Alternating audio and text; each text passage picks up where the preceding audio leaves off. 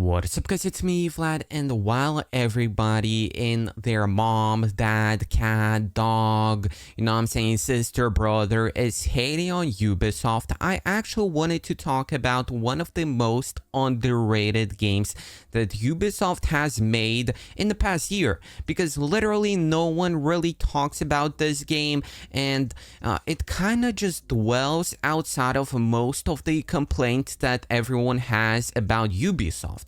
Because let's get started, you know what I'm saying? Most people complain that Ubisoft makes the same type of games that follow the same formula. They don't have anything new. Other people complain that Ubisoft makes just really long games that are boring, tedious, and pretty much, yeah, as I've said before, does nothing new. And you know what I'm saying, that those games are mad expensive. And this game literally tackles all of those things, but no one yet talks about it, man. No one yet acknowledges that this game was even made by Ubisoft, man. So the game I'm really talking about is called Assassin's Creed Nexus, and a lot of people who even talk about Assassin's Creed don't even know about this game, because this is a exclusive VR game that was actually made on the Meta headsets, and pretty much even Ubisoft was planning on making a new Splinter Cell game on the VR, but because of this game that apparently didn't sell well enough, they actually canceled the Splinter Cell VR game, and that is pretty shameful. I'm not gonna lie to y'all, because this experience is actually like an experience. This game is a fully fledged game that is 15 hours long. I actually played through it. Like, I have videos of me playing through it, and it's so good, man. Like, to give you guys a perspective, like, let's actually, like, to be fair, I agree that a lot of new Ubisoft games, like, I played most of the first Assassin's Creed games, the first one, the second one, third one I loved. Black Flag wasn't my favorite, but it's a lot of people's favorite. Unity I actually really liked. And after that, Syndicate, and after that, I kind of stopped playing those games because they kind of became RPGs. They kind of lost this sense of what Assassin's Creed series was, but this game kind of returned that vibe to me, at least, because you're just a assassin. Like, your main perspective is to actually you're playing like as a hacker that hacks into Abstergo. You know what I'm saying, the plot line is nice. You actually play as Ezio. Like, this game is so damn nostalgic. It does everything that I feel like new Ubisoft games don't do, like Star Wars Outlaws. It follows the same damn formula, nothing new, nothing different. While this game, like, it starts off as you just playing and having like to do puzzles in like mixed reality. Like, you have this story, this is my real damn room, you know what I'm saying? Like, I have to then do some kind of a puzzle, solve it in my real room, and then I only get to the game. You guys can see, like, it's actually so damn nice. It features like the most amounts of NPC for its time on a standalone VR headset. Like, all of this game is not running on PC. This game can run on a Quest 2 or a Quest 3, and it's gonna look the same damn exact on the Quest 2. And for a VR game, like, this is like, I would say like PS3 level graphics, maybe with some PS4 level textures. Like, I would say that much. Like, it's so impressive overall, in my personal opinion. Like, the combat, the stealth, how it features everything. Yo, nah. Okay, but yeah, like, I don't know, man. I don't know. I thought this game was worth to talk about because, like, it's a fully fledged game. A lot of games that VR has nowadays aren't even like 5-hour experiences. They're like more like 4-hour games. But this was a standalone kind of like game to me, at least, because like you guys can see, this level you play as Ezio. There are like, I believe, 3 main characters. Ezio, I think the guy from Assassin's Creed 3, and I think the girl from Valhalla or something. And like you guys can see, like, there are a ton of NPCs, there are a ton of people that you like meet, and everybody has nice voice lines. They like interact with you everywhere. Like, there are more interactions in this game than freaking Star Wars Outlaws, man. Like, the combat is even better, man, and it's a freaking VR game. Like, all of this is explorable area that you can actually parkour on. Like, the parkour is nice. It's like different from the mainline actual Assassin's Creed game. You can actually climb up wherever you want. Like, this game is so unique, you know what I'm saying? I think that, like, although people can hate on Ubisoft, but, you know what I'm saying, people have to acknowledge the work they've done, like, overall. And I feel like a lot of people just hate Ubisoft to hate on it, but, like, I agree that recent games weren't the best. Like Star Wars Outlaws, man, yo, that game. I looked at the freaking ad that it had, the trailer of a guy playing it. Like, it had, like, 5 glitches in it that I seen, like, bare bones eye, man. Like, while, I don't know, man, like, this game was so well fleshed out. You can interact with really anything. Like, there's this one level over here, which I was amazed in. Like, this is some Half-Life Alyx damn, like, interaction level. Like, you can interact with everything. You can open all of the cabinets, take everything, throw it. Like, everything breaks on the floor, has its own kind of thing. Like, I don't know, man. I don't know. I just wanted to talk about this game because I feel like people don't give Ubisoft enough credit for this game, at least, you know what I'm saying? While I agree that even, like, Avatar game, it was pretty underwhelming because it was just a Far Cry reskin, but, you know, yeah. Also, I wanted to mention that, like, while this game wasn't as well received on, like, the main technical side of actual, I mean, people just don't talk about it in general, like, not VR space, but normal PC space. This game was actually highly praised on VR space. Like, it has one of the highest amounts of pretty much reviews. The reviews are great. It's, like, above Asgard's Wrath 2, which is a game that is considered to be, like, a masterpiece on VR. Like, IGN gave it a 10. Like, a lot of sources gave it a 10. And this game has, like, better user ratings than it. And, like, I don't know, man. I don't know.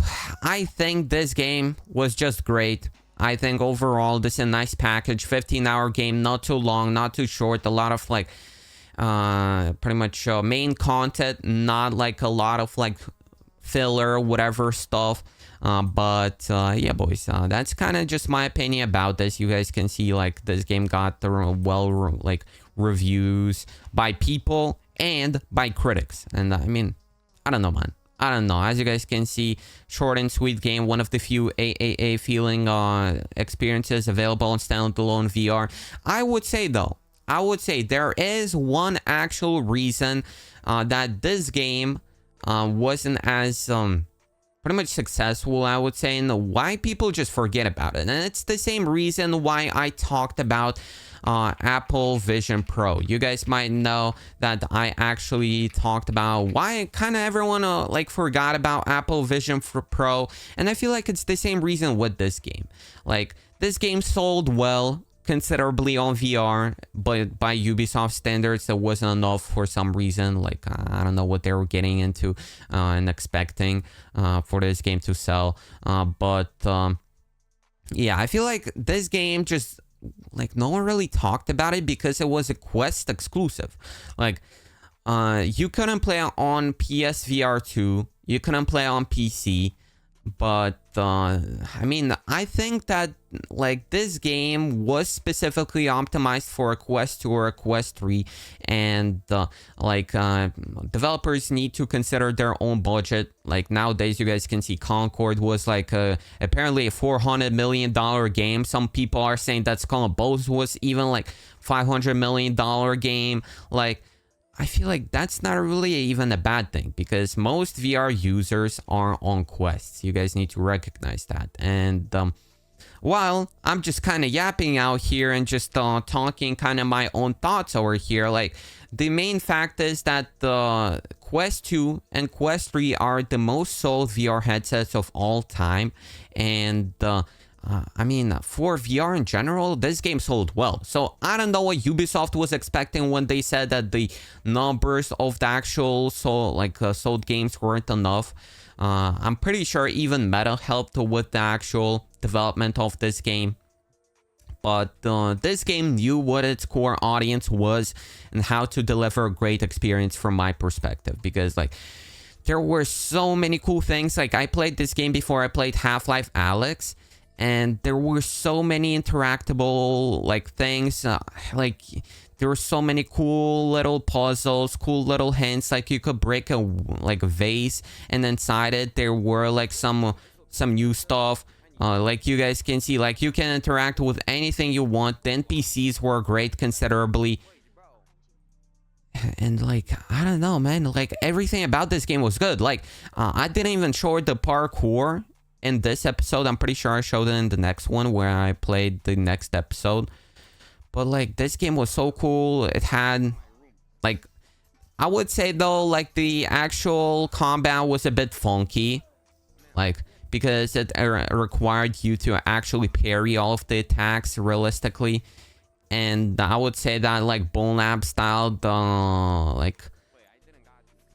pretty much combat would be better, because that's what people expect nowadays. But, like, I mean, to be fair, like, a Batman won't feature the Bone Lab, like, freeform, pretty much combat. And from what I've heard, it's gonna be great. So, like, Bone Lab is great, like, on combat, but the actual NPCs, like, they're just a bit funky, I would say. Like, when you're just playing the game and everything, it just doesn't feel right for whatever reason. By the way, yeah, as you guys can see, like, you can actually parkour and everything. Like, in this game, like, I think I had a challenge where I had to run and parkour. I don't know if I included it in this video. Maybe I played it alone. But you can actually just climb up on everything. And that was such a cool, like, experience compared to, like, newer Ubisoft games. Like, I don't think I was actually, like, trying to parkour here that much. But, like, I don't know, man. I personally think, like, this is such a cool experience. Such a cool, unique kind of game. And I think it's very, very underwhelming to see how, you know what I'm saying, Ubisoft most likely won't even make a VR game after this, because they said that the sales weren't enough. I mean, if they compared the sales to any other game on the freaking VR, like, that isn't free, they can see that, I mean, this game sold, like, better than 99% of games that there were there, like, considerably.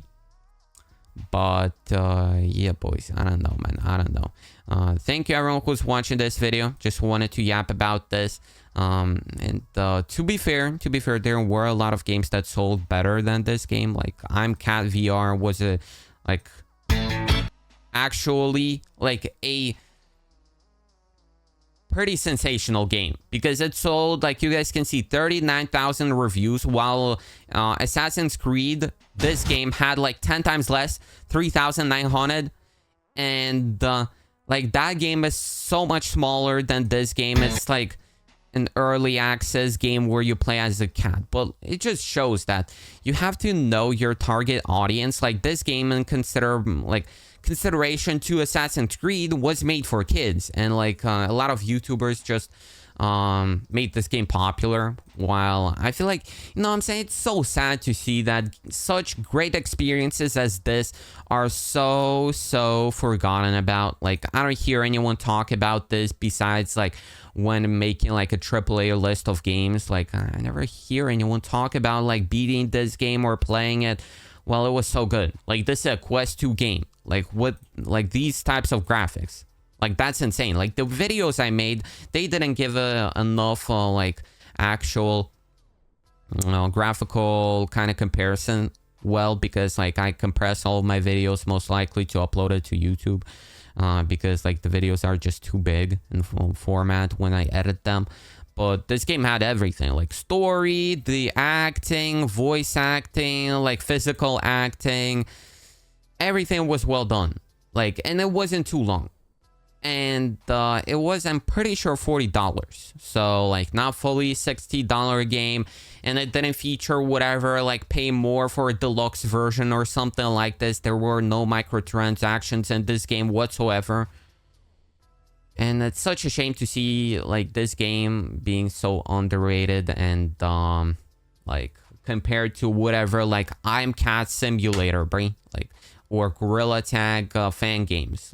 But I don't know, man. That's just my thoughts about this.